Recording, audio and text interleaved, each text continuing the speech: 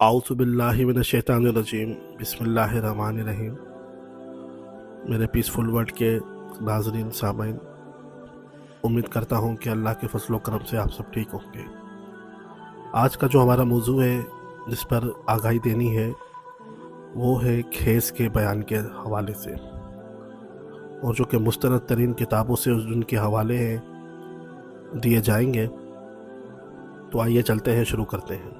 और अल्लाह ने सूरह बकरा में फरमाया, ए पैगंबर, लोग तुझसे हैज़ के बारे में पूछते हैं, कह दे वो गंदगी है, तो हैज़ के दिनों में औरतों से अलग रहो, और जब तक पाक न हो ले उनके पास ना जाओ।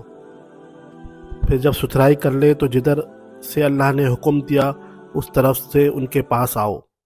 बेशक अल्लाह तौबा करने वाले को चाहता है और सुथराई करने वाले को भी चाहता है। हैज़ एक चीज़ है जिसको अल्लाह ने आदम की बेटियों की किस्मत में लिख दिया है। और बाज़ों ने कहा, बाज़ों से मुराद यहाँ पर इब्ने मसूद और हज़रत आयशा से है कि पहले हैज़ बनी इसराइल की औरतों पर भेजा गया। हालांकि इमाम बुखारी ने कहा और हज़रत सल्लल्लाहु अलैहि वसल्लम की हदीस सब औरतों को शामिल है। हज़रत आयशा से मरवी है कि हम सिर्फ हज ही की नीयत से निकले, जब हम सरफ में पहुँचे तो मुझको हैज़ आ गया। हज़रत सल्लल्लाहु अलैहि वसल्लम मेरे पास तशरीफ़ लाए तो मैं रो रही थी। आपने फरमाया, क्या हाल है, क्या तुझको हैज़ आ गया? मैंने कहा, अर्ज़ किया, जी हाँ। आपने फरमाया, ये तो वो अमर है जो अल्लाह ने आदम की बेटियों पर लिख दिया है, तो हाजियों के सब काम करती रहे, फ़कत बैतुल्लाह का तवाफ़ मत कर जब तक हैज़ से पाक ना हो।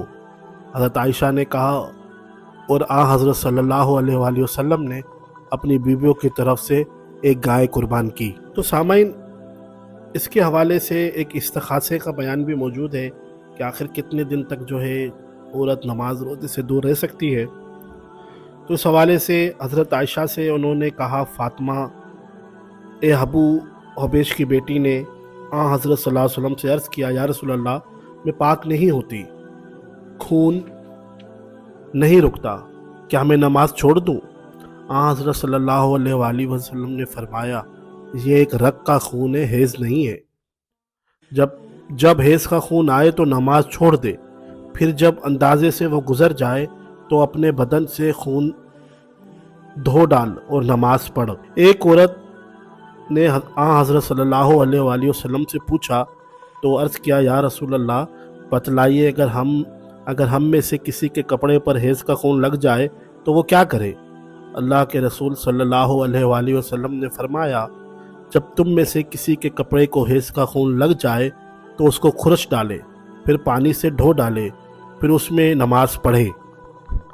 हालांकि हज़रत सल्लल्लाहु अलैहि वसल्लम के ज़माने में हज़रत आयशा से मरवी है कि अगर हम में से किसी के पास एक ही कपड़ा होता तो वो हैज़ में भी उसको पहनती। जब उसमें कोई खून लग जाता तो थूक लगाकर नाखून से उसको छील डालती।